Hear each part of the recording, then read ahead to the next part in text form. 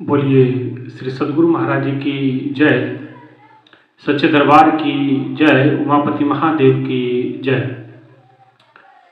प्रिय भगवत प्रेमियों, हमेशा की तरह आज भी आप सभी का सत्संग विचारों में, सत्संग सभा में आपका हार्दिक स्वागत, अभिनंदन है। प्रभु की असीम कृपा दया से आप नियमित प्रभु की कथा को, सत्संग विचारों को श्रवण कर पाते हैं और ये भगवान की बहुत बड़ी अनुकंपा आप पर, हम पर होती है। भाइयों बहनों, आज भी अनेकों सत्संग विचारों के साथ हम आपके मध्य उपस्थित हुए हैं। प्रभु ने समय समय पर इस जीव पे बहुत कृपा की। सबसे बड़ी कृपा तो ये मनुष्य का तन प्रदान किया। यूं तो मनुष्य जीवन ही प्रभु की कृपा का प्रसाद है, लेकिन कुछ कृपाएं बड़ी महत्वपूर्ण होती है। जैसे मनुष्य का तन प्राप्त हो जाना, ये सर्वप्रथम कृपा मानी गई भगवान की। दूसरा, सत्संग मिल जाना, पहली कृपा है, मानव जन्म मिला है। दूसरी कृपा आपको सत्संग प्राप्त हो जाना। तीसरी कृपा सतगुरु की प्राप्ति, ज्ञान की प्राप्ति। और चौथी कृपा आपको अपने आप पे स्वयं करनी होती है, आपकी मेहनत। जीवन मिलता है, जीवन का उद्देश्य समझ में आता है सत्संग में। जीवन का अर्थ पता चलता है सत्संग विचारों से। वहां जाकर के जागृति आती है, भीतर में ईश्वर प्राप्ति की इच्छा दृढ़ होती है, बलवती होती है। जीवन के सार को हम समझ पाते हैं और जिस समय हम संसार के सार को समझते हैं, हम बढ़ जाते हैं, उसके अगला कदम हम बढ़ा देते हैं सतगुरु की ओर। खोज परमात्मा की होती है, पर रास्ते में सतगुरु मिलते हैं। ये सृष्टि का नियम रहा। जिन जिन लोगों ने भी ईश्वर की ओर बढ़े, तीसरी कृपा सतगुरु की शरणागति और उनके द्वारा उस ज्ञान की प्राप्ति, उस ब्रह्म ज्ञान की, उस ब्रह्म विद्या की प्राप्ति। जन्म मिला, पहली कृपा हो गई। सत्संग मिला, संतों की कृपा हो गई, प्रभु का आशीर्वाद हो गया। और तीसरी कृपा सतगुरु मिलने से होती है। जब सत्य मिलते हैं, सतगुरु मिलते हैं, वो ब्रह्म विद्या, वो ब्रह्म ज्ञान योग से प्रकट हो जाता है, जो हमारे जीवन का परम ध्येय और लक्ष्य की ओर अग्रसर करने वाला होता है। खोज सत्संग के माध्यम से हमारी प्रारंभ होती है। हम ईश्वर उन्मुख होना चाहते हैं, लेकिन राह नहीं पता चलती है, मंजिल का पता नहीं होता है। जाएं किस और कदम बढ़ाना है, प्रभु कैसे मिलेंगे, ये बहुत सारी बातें हम सत्संग विचारों के माध्यम से सुनते हैं। हमारे प्रभु के प्रति प्यास बढ़ते जाती है और प्यास जब अपने चरम अवस्था पे होती है तो रास्ते में रहबर मिल जाते हैं, मार्ग दिखाने वाले भी प्रकट हो जाया करते हैं। सत्संग का अभिप्राय आपके भीतर परमात्मा के प्रति अभिप्सा पैदा करना, आपके भीतर परमात्मा के प्रति प्यास पैदा करना है। और जिस समय प्यास जन्म लेती है तो आप फिर उस प्यास को पूर्ण करने के लिए छटपटाते हैं और उसी में आपको जो आपकी प्यास को शांत करने वाले सतगुरु की प्राप्ति होती है। खोज ईश्वर की होती है, तलाश हम ईश्वर की करते हैं, लेकिन रास्ते पे मार्गदर्शन के लिए सतगुरु मिलते हैं। उनका मार्गदर्शन अनिवार्य हो जाता है। यहां गुरु की अनिवार्यता है।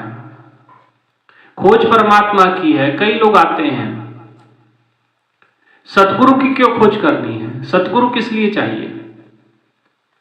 सतगुरु का क्या काम है? संत का क्या काम है? सतगुरु का काम आपको ईश्वर से मिलाना है। सतगुरु का काम आपको ईश्वर से जोड़ना है। सतगुरु का कार्य आपको परमात्मा के साथ आपका एकात्म बनाना है। आप स्वयं से ईश्वर तक नहीं पहुंच सकते। हाँ, मीरा की तरह प्रकट आप जरूर कर सकते हैं, उनसे बातें जरूर कर सकते हैं। माता काली से भगवान, मां काली से श्री रामकृष्ण परमहंस जी अक्सर बातें किया करते थे, उनसे विचार विमर्श किया करते थे, भोग लगाते थे तो मां प्रकट हो जाती थी। मां को एक निवाला खिलाते थे, एक निवाला खुद खाते थे। तो ऐसा आप भाव आवेश में भगवान को प्रकट जरूर कर सकते हैं, लेकिन जीवन की सार्थकता, जीवन की सफलता, अपने परम ध्येय की प्राप्ति करनी है तो सतगुरु की शरणागति जरूरी है। गुरु के बिना, संत के बिना आप ईश्वर को का स्थायित्व अपने जीवन में नहीं ला सकते। ईश्वर स्थायी रूप से आपको नहीं प्राप्त हो सकता जब तक एक संत का मार्गदर्शन ना मिले। ध्रुव के मन में प्यास जन्मी, उनके भीतर प्यास पैदा हुई कि चलिए परमात्मा की प्राप्त किया जाए, परमात्मा की गोद को प्राप्त किया जाए। पिता के पास गए, प्यास उत्पन्न होने से पूर्व की घटना। पिता की गोद में बैठना चाहते हैं, महाराजा उत्तानपाद के गोद में, लेकिन उनकी सौतेली मां सुरुचि, जो ध्रुव के पिता की गोद में बैठे होते हैं तो उसको हाथ से उठा करके, खींच करके गोद से गिरा देती है। कहती कि हटो यहां से, मेरे गोद से, मेरे कोख से जन्म लेना तपस्या करके, और फिर पिता की गोद को प्राप्त करना। ध्रुव रोता हुआ अपनी मां सुनीति की ओर बढ़ता है। मां सुनीति ने उनके भीतर जिज्ञासा पैदा कर दी परमात्मा के प्रति कि क्या इस पिता की गोद में आपको बैठना है?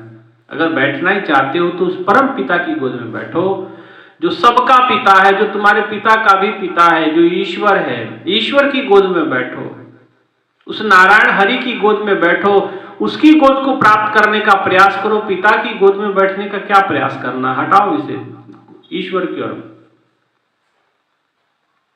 तो ध्रुव ने कहा कि भाई मैं ईश्वर को कहां ढूंढूं, मैं कहां मिलूं, ईश्वर है कहां, मुझे बताओ। तो मां ने कहा कि देखो ईश्वर के बारे में तो मुझे नहीं पता, लेकिन मैंने बड़े बड़े ऋषि मुनियों को जंगल की ओर जाते देखा है। हो सकता है कि परमात्मा जंगलों में हो, उसे पता नहीं, मुझे पता नहीं है, लेकिन ऋषि मुनि जंगलों में तपस्या करते हैं, मुझे लगता है कि वहीं कहीं होंगे। छोटा सा बालक ध्रुव मन में संकल्प लिए कि चलिए पिता नहीं तो परम पिता सही, और उसकी गोद के लिए वो चल पड़ा जंगल की ओर। बिना बताए जंगल की ओर बढ़ गया। अब जंगल की ओर बढ़ गया, जंगल भयावह है, डरावना है, समय व्यतीत होते जा रहा है, और जिस समय इसकी प्यास बढ़ते जा रही है, रास्ते में नारद मिलते हैं। नारद कौन है? नारद मतलब प्रकाश देने वाला, नार मतलब रोशनी, और द मतलब देने वाला, प्रकाश को देने वाला, रोशनी को देने वाला, वो नारद। आज ध्रुव का मार्गदर्शन नारद जी ने किया, और यही बात है, खोज परमात्मा की करते हैं, लेकिन रास्ते में सद्गुरु मिलते हैं, गुरु मिलते हैं। आज नारद जी ने ध्रुव से कहा कि पुत्र कहां जा रहे हो? कहे कि मैं परमात्मा की खोज में जा रहा हूं, परम पिता की खोज में जा रहा हूं, मुझे उनकी गोद में बैठना है। नारद ने कहा कि अरे तो वो जंगल में क्या करने जा रहे हो? जंगल में तो भयानक शेर होते हैं, भयानक पशु होते हैं, जो आपका भक्षण कर जाएंगे, आपका भोजन बना लेंगे, आपको जो है खा लेंगे। तरह तरह से बच्चे को डराया, बालक ध्रुव को डराया। लेकिन जिसके हृदय में परमात्मा के प्रति दृढ़ संकल्प आ चुका हो, जिसके हृदय में परमात्मा के प्रति दृढ़ता आ चुकी हो कि नहीं, मेरा जीवन अगर है और मुझे कुछ प्राप्त करना है तो परमात्मा को प्राप्त करना है, उसकी गोद को प्राप्त करना है, ये दृढ़ संकल्प ध्रुव के मन में वास कर गया। उन्होंने कहा कि नहीं, जब तक मैं परम पिता की गोद को, उस नारायण की गोद को प्राप्त नहीं कर लूंगा, मैं अपने घर वापस नहीं जाऊंगा। नारद जी ने बड़ा समझाया कि देखो पुत्र, आप छोटे हो और ये रास्ता बड़ा कठिन है, ये जंगल के रास्ते पे आप जब चले हो, तो कहा कि ध्रुव ने कहा कि अब कुछ भी हो जाए, चाहे मेरे प्राण ही चले जाए, जब तक हमें ईश्वर नहीं मिलेगा हम वापस घर नहीं जाएंगे। नारद जी ने देखा कि दृढ़ संकल्पवान है बालक और जिज्ञासु है, और नारद जी ने कृपा की, उसे वो ब्रह्म ज्ञान, ब्रह्म दीक्षा, ब्रह्म विद्या का ज्ञान दिया, उसकी वो दिव्य चक्षु खोले और बताया कि परमात्मा कहीं बाहर जंगलों में नहीं है, वह आपके हृदय में है। कर्पूर गौरम करुणावतारम संसार सारम, वो संसार का सार है, करुणा के कारण अवतार लेता है। संसार सारम भुजगेंद्र हारम, जिसके हार गले में भुजंग का है। सदा वसंतम हृदयार विंदे भवम भवानी सहितम नमामि, मां भवानी सहित वह आपके हृदय में बैठता है, ग्रंथों में आता है। भगवान कृष्ण अर्जुन को कहते कि अर्जुन, ईश्वर सर्वभूतानि हृदय से अर्जुन तिष्ठिते, ईश्वर सब भूत प्राणियों के हृदय में निवास करते हैं। भगवान कृष्ण ने अर्जुन को बताया। आज यही बात ध्रुव को नारद जी समझा रहे कि परमात्मा कहीं बाहर नहीं, बाहर ढूंढते छूट पड़े और गुरु घर ही माही दिखाया था। परमात्मा बाहर नहीं, आपके भीतर है। और कहां जंगल की ओर जा रहे हैं, और कहते कि नारद जी ने उसे राह दिखाई और वो ज्ञान प्रकट हुआ, दिव्य चक्षु खुल गया, और नारद जी ने कहा कि अब भीतर की गहराई में उतर जाओ और परमात्मा के दर्शनों का लाभ लो। ध्रुव ने कहा कि मैं तो ठीक है, लाभ तो लूंगा, लेकिन मुझे ईश्वर को साक्षात प्रकट करना है, मुझे उसकी गोद में बैठना है। नारद जी ने कहा कि देखिए, अब परमात्मा ने आपको दर्शन देना है, यह आपका है और ईश्वर का स्वयं का निर्णय होगा। आप प्रार्थना कर सकते हैं, आपका काम है झोली फैलाना, ये सबको समझना है। हमारा काम होता है झोली फैलाना, डालना झोली में कुछ है या नहीं, ये काम परमात्मा का है। हम अपनी प्रार्थना कर सकते हैं, अपनी प्रयास कर सकते हैं, लेकिन उसमें कृपा करना, दया करना, उसका फल प्राप्त होना, ये परमात्मा के हाथ में होता है। नारद जी ने ये समझाया कि परमात्मा का दर्शन देना, मैंने आपके भीतर के नेत्र तो खोल दिए हैं, लेकिन जिस प्रकार की जिद आपकी है कि परमात्मा को आप साक्षात प्रकट करना चाहते हैं, उनकी गोद में बैठना चाहते हैं, तो जिज्ञासा तुम्हारी श्रेष्ठ है, लेकिन भगवान कब दर्शन देंगे ये मैं नहीं कह सकता। ये भगवान की स्वयं की इच्छा है कि वो भक्त को कब दर्शन देंगे। भक्त का काम प्रार्थना करना है, भक्त का काम साधना करना है, भक्त का काम निरंतर श्वास पर श्वास परमात्मा को याद करना है। और ध्रुव ने कहा कि ठीक है प्रभु, नारद जी के सामने, गुरुदेव के सामने उन्होंने कहा कि ठीक है गुरुदेव, आपने मुझे ज्ञान दिया, मेरे लिए आगे का आदेश बताइए, मैं ईश्वर को प्राप्त करना चाहता हूं, प्रभु को प्रकट करना चाहता हूं। नारद जी ने कहा कि देखिए, एक योग्य स्थान देख करके ध्यान में उतर जाइए और प्रभु के साथ निरंतर जुड़े रहिए, निरंतर उनसे चरणों में प्रार्थनारत रहिए, और एक समय आएगा कि आपको भगवान अवश्य तुम्हारी जिज्ञासा को पूर्ण करेंगे। और ध्रुव ने उस आज्ञा को संकल्प के रूप में धारण कर लिया और एक पेड़ के नीचे जाकर के आसन लगा करके बैठ गए। और तरह तरह के परेशानियों को सामना उनको करना पड़ा। जंगल के भयावह जानवर, कहीं आंधी कहीं तूफान, लेकिन ध्रुव अनावृत बैठा रहे, लगातार बैठे रहे। और एक समय ऐसा आया कि भगवान उनके सामने प्रकट भी हो गए। और भगवान प्रकट होने के बाद ध्रुव की आंखें खुलवाई और ध्रुव जाकर के प्रभु के गोद में बैठे। और ईश्वर को प्राप्त किया। और कहते कि उसके बाद भगवान ने कहा कि पुत्र अब तुम जाओ, वापस अपने राजघराने में जाओ, अब जब तक जियोगे तब तक चक्रवर्ती सम्राट कहलाओगे। भाइयों बहनों, परमात्मा की खोज की, लेकिन रास्ते में नारद मिल गए। नारद गुरु का मार्गदर्शन, सतगुरु का प्रतीक। ईश्वर की खोज हम करते हैं, लेकिन सतगुरु मिलते हैं जीवन में, रास्ते में सतगुरु मिलते हैं। भगवान बुद्ध ईश्वर को प्राप्त करने के लिए बढ़े, उनके मन में जिज्ञासा आई, उनके मन में इच्छा हुई कि चलिए ये जीवन की नश्वरता को जैसे उन्होंने जान लिया, समझ लिया, उनके मन के अंदर भाव आया कि आखिर ये क्या है और ये क्यों है, ये नाशवान क्यों है। कहा जाता है कि उनके बगीचे में उनके पिता ने कभी उनके समक्ष मुरझाए फूल नहीं आने दिए, कहीं इसको जीवन की सत्यता का बोध ना हो जाए। लेकिन जिसके मन में परमात्मा बैठा हुआ है वो कैसे रुक सकता है। और कहते कि विवाह हो गया, पुत्र की प्राप्ति हो गई, लेकिन एक दिन महल से बाहर निकले तो एक वयोवृद्ध व्यक्ति को देखा, रोगी को देखा, जो रोग के कारण बड़ा सूख गया है, बड़े परेशान है। उसने अपने सारथी से पूछा, भगवान बुद्ध ने, कि सिद्धार्थ ने पूछा कि भाई ये कौन है।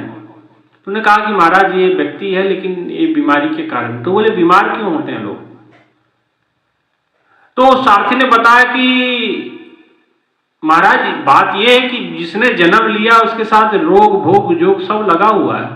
जिसने मनुष्य का तन प्राप्त हुआ तो उसके साथ उसको रोग भी लगेंगे। बोले अच्छा। जिस समय दूसरे दिन उन्होंने वापस रथ में उन्होंने यात्रा की तो आज एक और चीज देखी उन्होंने, और वो अंदर तक घर कर गई भगवान बुद्ध के, जो पूर्व नाम सिद्धार्थ है।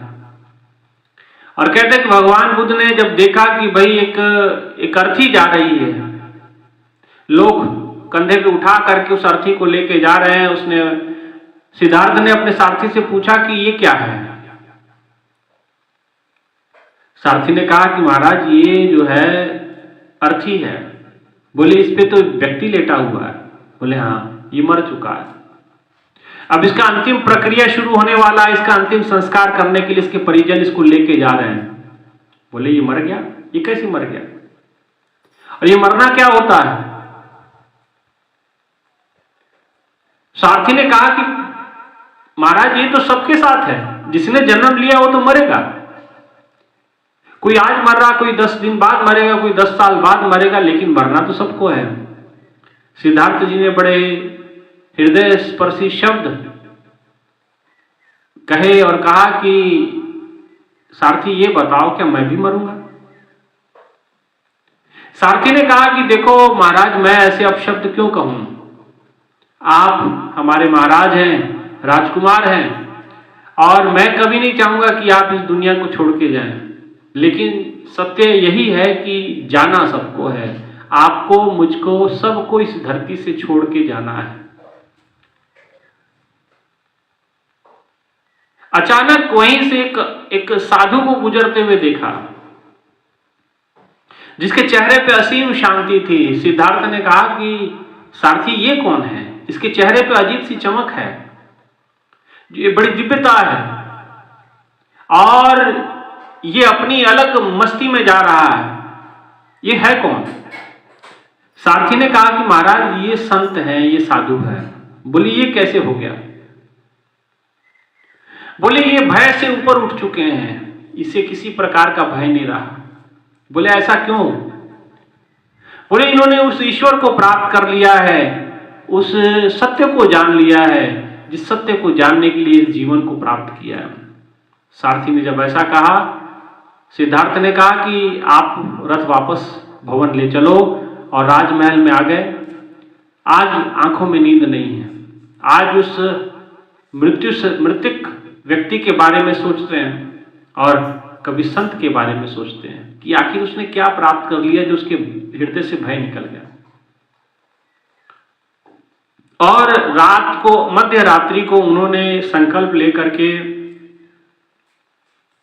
पत्नी सोई हुई थी, पुत्र अपने पुत्र राहुल को छोड़ करके और आधी रात को राजमहल छोड़ दिए और जंगल की ओर चल दिए। जैसे ध्रुव को पता नहीं था कि परमात्मा कहाँ मिलेगा, वो भी जंगलों की ओर बढ़ गए।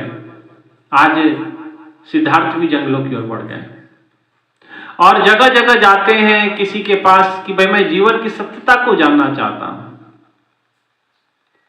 कि जीवन की सत्यता आखिर है क्या।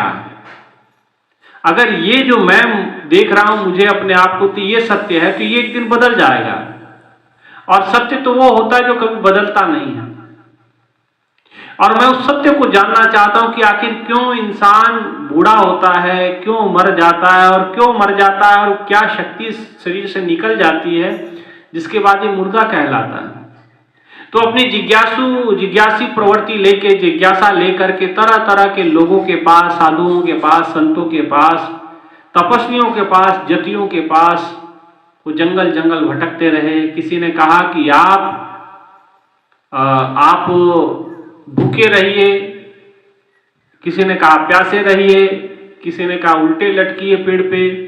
तो जैसा जैसा लोग कहते गए भगवान बुद्ध सिद्धार्थ जी करते गए, लेकिन उनकी जिज्ञासा शांत नहीं हुई, उनकी प्यास शांत नहीं हुई। आगे बढ़ते गए और देह कर्कश होता गया, देह पतला होता गया, नाखून लंबे हो गए, बालों की जटाएं बन गई, चेहरा मुरझाने लगा। और एक पेड़ के नीचे वो बैठे रहे बगैर खाए पिए, बिना खाए। किसी ने कह दिया कि उपवास रखो शायद भगवान मिल जाएगा, तो वो उपवास करने लगे और उपवास बड़ा जबरदस्त करने लगे। उनके अंदर प्यास इतनी जबरदस्त थी, कहते कि जो लोग जिनके पास वो जाते थे वो उनको उपदेश तो दे देते थे कि ऐसा करो ऐसा करो, लेकिन उनकी जिज्ञासा देख करके वो भगवान बुद्ध के, सिद्धार्थ जी के ही शागिर्द बन जाते थे कि मुझे पता है कि आपकी जिज्ञासा बड़ी प्योर है और प्रबल है, आप एक दिन ईश्वर को प्राप्त कर जाएंगे तो हम भी आपके शिष्य बन जाते हैं। आप जब प्राप्त कर लेंगे तो हमको भी प्राप्त करवा दीजिएगा। सिद्धार्थ सब कुछ करते गए, भूखे रहे, प्यासे रहे, शरीर निर्बल हो गया और एक पेड़ के नीचे वो बैठे हुए हैं। अचानक वहां से एक संत सुजाता जी वहां से गुजरी, महिला थी। उन्होंने देखा कि एक व्यक्ति है जो पेड़ के नीचे बैठा हुआ है और शरीर बड़ा दुबला पतला हो चुका है, शरीर बड़ा कर्कश हो चुका है। और उनके देहाकृति को देख करके संत सुजाता को ये समझते देर ना लगी कि ये सच्चे जिज्ञासु हैं। संत सुजाता जी उनके पास जाती हैं, सिद्धार्थ को कहते हैं कि पुत्र आंखें खोलो। सिद्धार्थ ने आंखें खोल करके देखा, कहा कि माता आप कौन हैं? मां ने अपना परिचय दिया संत सुजाता जी ने। संत सुजाता जी ने कहा कि सिद्धार्थ आप यहां क्यों बैठे हैं और आपका यहां बैठने का ये क्या प्रयोजन है और आपकी कर्कश देह ऐसी क्यों हो गई है? मुखाकृति से तो आप बड़े, जो आपके हाव भाव हैं, आपका शरीर का डील डॉल है, ये राजघराने का भाषित होता है, लेकिन आप इस बीहड़ जंगल में, वन में अकेले सुनसान क्या करते हैं, क्या कर रहे हैं? सिद्धार्थ ने कहा कि मैं सत्य की खोज करना चाहता हूं। तो मुझे किसी ने कहा कि भूखे रहो, मैं भूखा रह रहा हूं, सोच रहा हूं कि शायद भूखे रहने से ही सत्य पता चल जाए। सुजाता जी ने कहा कि यह सत्य को प्राप्त करने का तरीका नहीं हुआ। और बड़ा तरीके से माता सुजाता ने उनको समझाया और बताया। संत सुजाता जी ने कहा कि देखो, ये शरीर के माध्यम से सत्य प्राप्त किया जा सकता है, लेकिन शरीर अगर चला गया तो फिर नहीं आप प्राप्त कर पाएंगे। इसलिए पहले शरीर का स्वस्थ होना ठीक जरूरी है। और उन्होंने कहा कि देखो, वीणा की तारों को इतना कसो मत कि टूट जाए, और इतना ढीला भी मत छोड़ो कि उसमें से आवाज ही ना निकले, उसमें से सुर ही ना निकले। तो उसका बैलेंस बनाना बड़ा जरूरी है, उसका संतुलन होना बड़ा जरूरी है। तो शरीर के द्वारा परमात्मा प्राप्त किया जा सकता है, सत्य प्राप्त किया जा सकता है। शरीर को इसलिए इतना कसने की आवश्यकता नहीं है कि भाई ये खराब ही हो जाए, खत्म ही हो जाए, और इतना ढीला भी मत छोड़ो कि इसमें से कुछ प्राप्ति ना कर पाओ, लूज हो जाओ। तो संत सुजाता जी के पास वहां खीर थी, उनके पास उन्होंने वो खीर जो है सिद्धार्थ को खिलाई और उनको ज्ञान दिया, दीक्षा दी, उनको सत्य का बोध कराया कि सत्य ये नहीं है जो तुम कर रहे हो, सत्य कुछ और है, सत्य तुम्हारे भीतर बैठा हुआ है, सत्य तुम्हारे भीतर है, उसको प्राप्त करो। और संत सुजाता जी ने भगवान बुद्ध के सिद्धार्थ के माथे पे हाथ रखा और उसकी दिव्य दृष्टि खोली और अंतःकरण में उस ध्यान की ओर गहराई में डूब गए। अब जैसे डूबे, सुजाता जी ने कहा कि अब आंखें खोलो और आप जाके साधना करो, कोई योग्य स्थान देखो। और सुजाता जी ने कहा कि जाओ आप गया जी में जाकर के एक वृक्ष के नीचे जाके ध्यानस्थ हो जाओ। और कहते कि सिद्धार्थ वहां जाकर के ध्यानस्थ हो गए उस बोध वृक्ष के नीचे, और वहां जाकर उनको बोध हो गया, इसलिए उसको बोधि वृक्ष कहा जाता है।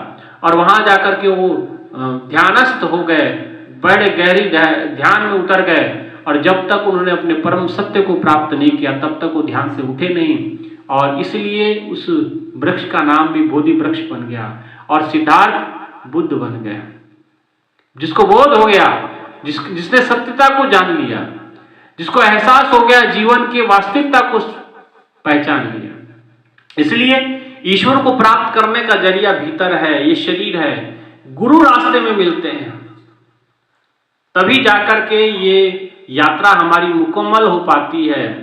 अब जब उनके बहुत सारे शिष्य हो गए, बहुत सारे भक्त हो गए, तो एक दिन उनके प्रिय शिष्य आनंद उनके साथ थे, और भगवान बुद्ध ने कहा कि आनंद आज मैं अपनी पत्नी के पास जाना चाहता हूं। आनंद कहने लगा, महाराज अब ये कैसी बातें हैं, आपने घर त्याग दिया, आपके लिए क्या पत्नी, क्या बेटी, क्या महल, और आपकी इतने सारे शिष्य हैं जिनका आपने विवाह नहीं करवाया, सन्यासी रखा, अब आप अपनी पत्नी के पास जाना चाह रहे हैं, ये क्या बात है, ये क्या तरीका हुआ। भगवान ने कहा, बुद्ध जी ने कहा कि देखो आप सही कहते हो, मेरे लिए कोई पत्नी नहीं है, मेरे लिए कोई कुछ नहीं है, मेरे लिए सब बराबर है, और आप कैसी बातें कर रहे हैं कि आपके लिए पत्नी, और इतने समय के बाद पत्नी की याद। बोले नहीं महाराज, भगवान बुद्ध ने कहा कि नहीं नहीं, मेरे लिए कोई पत्नी नहीं है, मेरे लिए सब कुछ बराबर है, समान है, लेकिन उसके लिए मैं आज भी पति हूं। मैं जाना चाहता हूं, उसकी जिज्ञासा को शांत करना चाहता हूं। जब गए तो उनकी पत्नी ने भगवान बुद्ध से प्रश्न खड़ा किया कि जो परमात्मा, जो सत्य को प्राप्त करने के लिए आप जंगलों में घर छोड़ के गए थे, क्या वो घर में नहीं मिल सकता था। अब यहां भगवान बुद्ध फंसे। अगर भगवान बुद्ध ये कहते हैं कि हाँ ये सत्य परिवार में रह के प्राप्त किया जा सकता था, तो तुरंत दूसरा प्रश्न वो करती कि घर छोड़ के क्यों गए फिर, जब आपको मिल सकता था यहां, तो हम लोगों को त्याग करने की क्या आवश्यकता थी। और हुआ वही, उसने कहा कि जो परमात्मा, जो सत्य को प्राप्त करना चाहते थे, क्या वो घर में नहीं हो सकता था। तो भगवान बुद्ध ने कहा कि हाँ हो सकता था। तो वही हुआ, दूसरा प्रश्न उन्होंने फिर खड़ा किया, तो जब यहां प्राप्त कर सकते थे तो ये घर छोड़ के जाने की आवश्यकता क्या थी। भगवान बुद्ध ने कहा कि मुझे पता नहीं था, मुझे ज्ञात नहीं था, आज मुझे पता चल गया, इसलिए मैं तुझे बताने आया हूं, तुझे समझाने आया हूं कि सत्य तेरे भीतर है। ये महल सत्य नहीं है, ये महल माड़िया कोई सत्य नहीं है, ये सब खत्म हो जाने वाला है। सत्य ईश्वर है, ईश्वर सत्यम जगत मिथ्या। इस शरीर के भीतर वो शक्ति है, जब वो निकल जाएगी तो ये मृदा हो जाएगा, सत्य वो है। तो मैं तुझे आज उस सत्य के साथ जुड़ना चाहता हूं, मैं तुझे ईश्वर के साथ, उस सत्य परमात्मा के साथ, सच्चित आनंद के साथ जोड़ना चाहता हूं। और कहते भगवान बुद्ध ने अपनी धर्म पत्नी को ज्ञान दिया, दीक्षा दी, और उसे भी अपने साथ लिवा ले गए, उसको भी संत बना दिया, उसको भी साधु बना दिया, अपने पुत्र को भी ले गए। उनको भी उन आंतरिक जगत का राजा बना दिया, राजकुमार बना दिया कि आंतरिक जगत में उतर जाओ, सत्य को प्राप्त करो।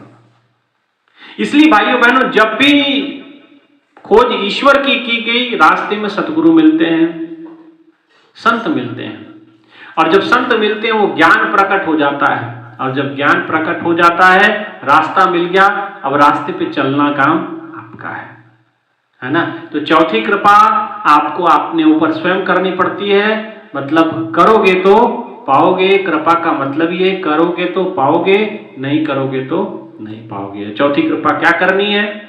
कृपा ये करनी है कि आपको जो बताया गया है, जो संतों के द्वारा जो मार्गदर्शन दिया गया, जो ज्ञान दिया गया, उस मार्ग के ऊपर चलना है।